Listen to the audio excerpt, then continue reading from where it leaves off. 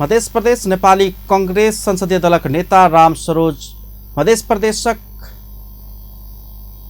प्रदेश नेपाली कांग्रेसक प्रदेश सांसद राम सरोज यादव प्रदेश सरकार पछिल्का 5 वर्ष में उल्लेख्य काम कर नहीं सकल आरोप लगाउने छन्। मंगल दिन बैसल प्रदेश सभा में कांग्रेस के प्रदेश सांसद एवं नेता यादव मध्य प्रदेश के समृद्धि के आधार के रूप में कृषि, उद्योग, पर्यटन क्षेत्र रहल कहित तीनों पक्ष में प्रदेश सरकार काम कर नहीं सकल धारणा रखलें। इस वर्ष के निष्कर्ष में कि प्रदेश तीनों वसेट में कोनो काम कर सकले, पर्यटन में, कृषि में, उद्योग में कोनो तात्विक अंतर आयल छे हमरा नहीं बुझाइए।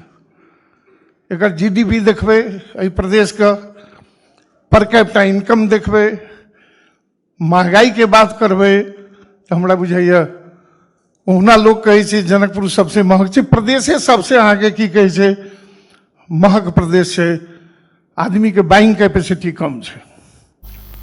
पछिल्का 5 वर्ष में अधिकांश बजेट अनुत्पादकत्व क्षेत्र में खर्च भेल होनक दावी अछि।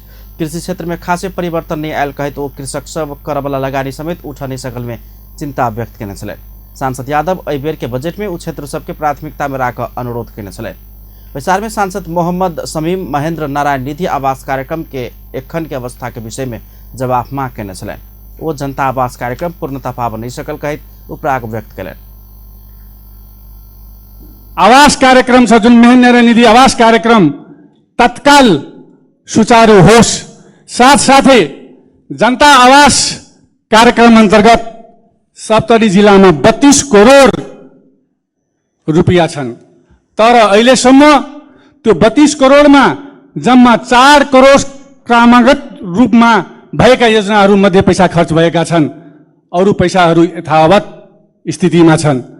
म माननीय सभामुख जी को ध्यान आकर्षण गराउन चाहन्छु कि कम से कम जनता आवास अंतर्गत जो विपन्न परिवार छन्, जो टीनको छानामुरी झोपडीमुनि बसिरहेका छन्, उनीहरूलाई टेवा पुगोस् भन्ने उद्देश्यले कम से कम मध्य प्रदेश सरकार को ध्यान आकर्षण होस्। चंदन सिंह गत वर्ष के बजेट रकमांतर होबा के क्रम में बढ़ल कहित एकरा रोक आग्रह केने छलनि। साथ ही मधेश में बेरोजगारी के श्रृंखला बढ़ला से वही दिश ध्यान देवा, छानबीन कर आर्थिक अनुसंधान कायम कर वो आग्रह केले। रकमान्तरण हुनु र बार बार यो कुराहरू आउनु, फेरि अर्को सालको लागि त्यो बेरोजगारी बन्न जान्छ, फेरि त्यसको लागि छानबिन समिति बनाऊ। हरेक वर्ष यो बेरोजगारी हुँदै जाने, रकमान्तरण हुँदै जाने, फेरि छानबिन समिति बनाउँदै जाने। त्यो पैसा पनि कहाँ गयो, के छ गयो, त्यसको कुनबाट के गयो, कुन मान्यजी धेरै मान्यजहरू यहाँ कुरा उठाइसक्नु भएको छ, थाहै हुँदैन। कुन वार्डमा कति बजेटिङ भएको छ, कुन वार्डमा कुन मन्त्रालयबाट कति गइरहेछ। त यो लास्ट आवरमा आएर यो 1 महिनाको पिरियडमा यो चीज बार बार हुनु भनेपछि यो अधोगतितिर जान्छ परिस्थिति। यो बजेटिङ अहिलेदेखि नै यस्तो अधोगति अवस्थामा सिर्जना गर्नु नै हामी सबै मान्यजहरू यसमा गम्भीर हौं। तेना सांसद कंचन बिच्छा सिराहा के मिर्चिया नगरपालिका गांव ब्लॉक भीतर के घर सबके नाप जांच पूरा भ गेल रही तो लाल पूर्जा वितरण में अवरोध कयल गेल कहे तत्काल लाल पूर्जा उपलब्ध कराब प्रदेश तथा संघ सरकार के ध्यान आकर्षण कराउने छलनि।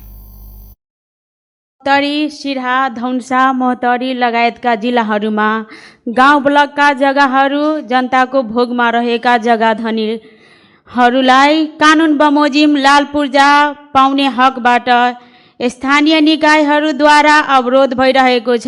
त्यस्ता कार्यलाई म तथा मेरो पार्टी घोर निन्दा गर्दछ। उक्त ठाउँहरूमा अविलम्ब लाल पूर्जा उपलब्ध गराइदिन हुन माननीय सभामुख मार्फत प्रदेश सरकार तथा संघीय सरकारलाई ध्यान आकर्षण गराउन चाहन्छु। बैठक में सांसद मंजू थापा मगर मध्य प्रदेश के विभिन्न अनौपचारिक क्षेत्र में कार्यरत श्रमिक मजदूर सबके पंजीकरण के व्यवस्था कर प्रभाग मांग करने छलनि।